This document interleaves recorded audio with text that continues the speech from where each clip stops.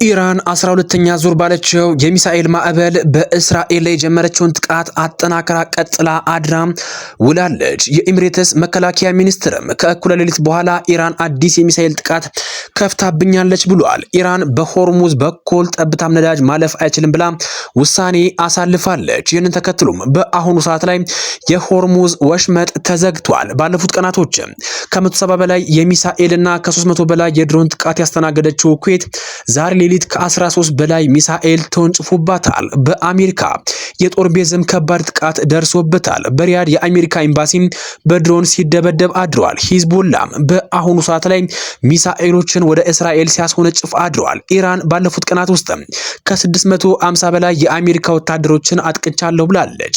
እንዲሁም ደግሞ አሜሪካ በመካከለኛው ምስራቅ የሚገኙ ከ14 በላይ ሀገራት የሚገኙ ዜጎቿን ከባድ ደህንነት ስጋት ስላለባቸው ለቀው እንዲወጡም አሳስባለች። በአሁኑ ሰዓት ላይ መካከለኛው ምስራቅ እንዲሁም ደግሞ ዓለማችን ሙሉ በሙሉ እየተጨናነቀች ትገኛለች። ይህ የአሜሪካ የእስራኤልና የኢራን ጦርነትም ሶስተኛውን የዓለም ጦርነት እያቃረበው ይገኛል። ይህንን ተከትሎ ሀያላን ሀገራትም ጎራቸውን እየመረጡ ይገኛሉ። አንዳንድ ሀያላን ሀገራትም ከኢራን ጎን የቆሙ ሲሆን አንዳንዶቹ ደግሞ ከአሜሪካና ከእስራኤል ጎን ቆመዋል። ሩሲያ በአንጻሩ ከኢራን ጎን በመቆም ለምዕራባውያን ሀገራት ማስጠንቀቂያ ሰጣለች። የሶስተኛው ዓለም ጦርነት ማስጠንቀቂያ ስትልም አሳውቃለች። በመጨረሻም ሀያሏ ቻይና ኢራን ሉዓላዊነቷን፣ ደህንነቷንና የግዛት አንድነቷን ለማስጠበቅ የምታደርገውን ጥረት እንደምትደግፍ አስታውቃለች። ሩሲያ ከአሜሪካና ከእስራኤል በኢራን ላይ የተፈጸመውን ጥቃት በተከታታይ በመቃወም ከባድ ማስጠንቀቂያ አቅርባለች። የሩሲያው ፖለቲከኛና የፕሬዝዳንት ፑቲን ቅርብ አጋር የሆኑት ዲሚትሪ ሜድቬዴቭ እንደገለጹት የአሜሪካው ፕሬዝዳንት ዶናልድ ትራምፕ የገለጹትን የእብድ መንገድ ካልቀየሩ የሶስተኛው ዓለም ጦርነት በእርግጠኝነት እንደሚጀመርም አስጠንቅቃለች። ሜድቬዴቭ በሰጠው በዚሁ መግለጫ ምዕራባውያኑን በአሳዛኝ ቃላት በመጠቀም ሲያቃጥሉና ሲያንቋሹም ተሰምተዋል። የአሜሪካና የእስራኤል በኢራን ላይ የተፈጸመው ጥቃት ክልሉን ወደ ከፍተኛ ውጥረት እያመራው እንደሆነም ገልጸዋል። በተጨማሪም ሩሲያ በኢራን ውስጥ የተፈጸመውን የከፍተኛው መንፈሳዊ መሪ ግድያ እጅግ እንደምትቃወም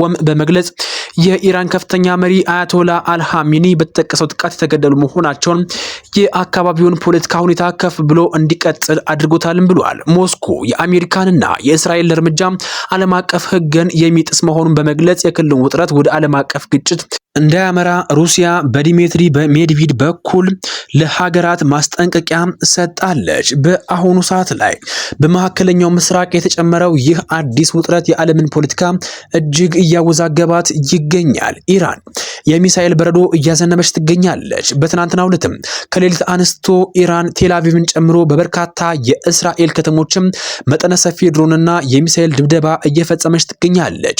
የእስራኤል የአየር ስርዓት መከላከያዎችም የኢራን ሚሳኤሎችን መመከት አቅጧቸው ዝለው ታይተዋል። በተጨማሪም በሪያድ የሚገኘው የአሜሪካ ኤምባሲ በድሮን ተመቷል። ሳውዲ አረቢያ የሚገኘው የአሜሪካ ኤምባሲ ሙሉ በሙሉ በኢራን ባሊስቲክ ሚሳኤል ተመቶ ወድሟል። ኢራን በአሁኑ ሰዓት ላይ የሆርሙዝ ባህር ሰርጥን ዘግታለች። የኢራን አብዮት ዘበኛ ከፍተኛ ባለስልጣን መተላለፊያ መስመሩን ቴራህ መዝጋቷን ተናግረዋል። በዚህ ሰርጥ ለማለፍ የሚሞክር ማንኛውም መርከብ በእሳት ይጋያል ሲሉም ጠንካራ ማስጠንቀቂያ ሰጥተዋል። የአብዮት ዘበኛ ዋና አዛዥ አማካሪ የሆኑት ብርጋዴር ጀነራል ኢብራሂም ጃባሪ ለኢራን የመንግስት መገናኛ ብዙሃን እንደገለጹት የሆርሙዝ ሰርጥ ተዘግቷል። ማንም ሰው ለማለፍ ቢሞክር የአብዮት ዘበኛና መደበኛ የባህር ኃይሎች እነዚያን መርከቦች በእሳት ያጋዩቸዋል ብለዋል። በአሁኑ ወቅትም የኢራን እርምጃ ዓለም አቀፍ የኤነርጂ አቅርቦት አደጋ ላይ የጣለ ሲሆን በዓለም አቀፉ ነዳጅ ገበያ ላይ ከፍተኛ መናወጥን ሊፈጥር እንደሚችልም ከወዲሁ ተሰግቷል። ትላልቅ ጭነት መርከቦች ድርጅቶች በሰርጡ በኩል የሚያደርጉትን ጉዞ በአሁኑ ሰዓት ላይ ሲያቆሙ ከ200 በላይ መርከቦች በሰርጡ ዙሪያ ቆመው እንደሚገኙም ተገልጿል። የሆርሙዝ ሰርጥ መዘጋትም በዓለም አቀፍ ደረጃ በየቀኑ ጥቅም ላይ የሚውለውን ከ20 በመቶ በላይ የሚሆነው ነዳጅ ጥቅምም በአሁኑ ሰዓት ላይ ከጥቅም ውጪ እንዲሆን ያደርገዋልም ተብሏል። ይህም የነዳጅ ዋጋን እስከ $100 ድረስም ከዚያም በላይ ሊያሳድገው ይችላል ተብሎ ተሰግቷል። ለጉዞ የሚከፈለው የኢንሹራንስ ዋጋን በከፍተኛ ሁኔታ በመጨመሩ የመርከብ ባለቤቶችም በዚያ በኩል ለማለፍ ስጋት ገብቷቸዋል። ሳውዲ አረቢያ የሚገኘው የአሜሪካ ኤምባሲ ሙሉ በሙሉ መደምሰስ መደምሰሱን ተከትሎም አሜሪካ በአሁኑ ሰዓት ላይ በቀጥታ ወደ ኢራን ሚሳኤል አስወንጭፋለች። ኢራን ግን የመልስ ምት ስትልም በአሁኑ ሰዓት ላይ በእስራኤልና በአሜሪካ ወዳጅ ሀገሮች ላይ ጥቃት መሰንዘሯን ቀጥላለች። የኢራን ጦር ስቴና የተሰኘውን የአሜሪካ ባህር ኃይል ነዳጅ ጫኝ መርከብ መምታቱንም አስታውቋል። ዩኤስኤንአይ እንዲሁም ደግሞ ሮይተርስን ጨምሮ የተለያዩ የዓለም አቀፍ ዜና ምንጮች እንደዘገቡት ከሆነ በአሜሪካ ሰንደቅ ዓላማ ስር የምትጓዝ ስቴና ኢምፓራቲቭ የተሰኘ የንግድ መርከብ በባህሬን ወደብ ላይ ጥቃት ደርሶባታል። መርከቧ በአሜሪካ የባህር አስተዳደር ደህንነት ፕሮግራም ውስጥ የምትገኝና ለጦር ኃይሎችም የነዳጅ አቅርቦት የምታመላልስ ስትሆን በኢራን የመልሶ ማጥቃት እርምጃ በሁለት ከባድ ባሊስቲክ ሚሳኤል ተመታ ከጥቅም ውጪ እንደሆነች ነው የተሰማው። በጥቃቱ ምክንያትም በመርከቧ ላይ የተቀሰቀሰውን እሳት በቁጥጥር ስር የዋለ ቢሆንም አንድ የመርከቧ ጥገና ሰራተኛ ሕይወቱ ማለፉ ተረጋግጧል። የመርከቧ ሰራተኞች ግን በሰላም ለቀው የወጡ ሲሆኑ መርከቧ በቀጥታ የአሜሪካ ባህር ኃይል ዩኤስ ኔቪ የጦር መርከብ አለመሆኗም ተገልጿል። በአሁኑ ሰዓት ላይ መካከለኛው ምስራቅ ከምንጊዜውም በላይ እየተናጠች ትገኛለች። አሜሪካም በ24 ሰዓት ውስጥ ብቻ 779 ሚሊዮን ዶላር ወጪ ማውጣቷም ተሰምቷል። አሜሪካ በኢራን ላይ በከፈተች ወታደራዊ ጥቃት በመጀመሪያዎቹ 24 ሰዓታት ውስጥ ብቻ ከ779 ሚሊዮን ዶላር ገደማ ወጪ ማድረጓንም የአናዶሉ ዜና ወኪል መረጃዎችን ጠቅሶ ሚድል ኢስት ሞኒተር ዘግቧል። ይህ ወጪ የአሜሪካን የ2026 መደበኛ የመከላከያ በጀት 0.1 በመቶ ያህሉ ነው። የአሜሪካ ማዕከላዊ እዝ በአሁኑ ሰዓት ላይ ይፋ ባደረገው መረጃ መሰረትም በዘመቻው ላይ እጅግ ዘመናዊ የሆኑ ቢቱ ስውር ቦምብ ጣይ አውሮፕላኖች F-22 እና F-35 ተዋጊ ጀቶች እንዲሁም ደግሞ MQ-9 ድሮኖች ተሳትፈዋልም ተብሏል። በተጨማሪም በኒውክሌር ኃይል የሚሰሩ ግዙፍ የአውሮፕላን ተሸካሚ መርከቦችና የፓትሪዮት ሚሳኤል መከላከያ ስርዓቶችን በጥቃቱ ላይ ውለዋል።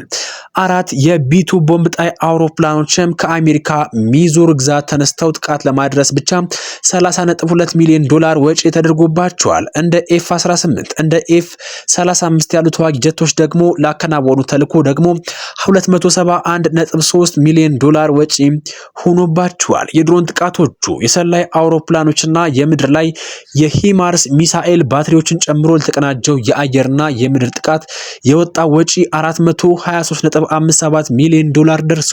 በቀጠናው የሚገኙ የዩኤስ አብርሃም ሊንከንና የዩኤስ ጄራልድ አር ፎርድ የአውሮፕላን ተሸካሚ መርከቦችም ከነአጃቢዎቻቸው ጋር ለሚያደርጉት እንቅስቃሴ በቀን 15 ሚሊዮን ዶላር ወጪ እየጠየቁ ይገኛሉ። ይህ ግዙፍ ወጪ የተሰላው የአሜሪካ መከላከያ ሚኒስቴር የ2025 እና 2026 የበጀት ሰነዶችን የአውሮፕላኖችን የበረራ ሰዓትና የጥገና ወጪን እንዲሁም ደግሞ ጥቅም ላይ ያሉ የዋሉትንም የጦር መሳሪያዎችን ዋጋ መነሻ በማድረግ እንደሆነም ተመላክቷል። ይህ ውጥረትም በአሁኑ ሰዓት ሶስተኛውን የዓለም ጦርነት እንዲቀርብና ደጃፍ ላይ እንዲሆንም እያደረገውም ይገኛል። አሜሪካ ጥቃቷን በቀጠለችበት በዚህ ሰዓት ላይ ኢራን በተለያዩ የእስራኤል ከተሞችና የአሜሪካ ጦር ሰፈሮች ላይ የሚሳኤል ዝናብ እያዘነበች ትገኛለች። በዚህ መረጃ ሰዓት ይዤላችሁ የመጣሁት መረጃ ይህን ይመስላል። በቀጣዩ መረጃ ጊዜ እስክንገናኝ ድረስም ለአሁኑ በዚህ አበቃን። መልካም ጊዜ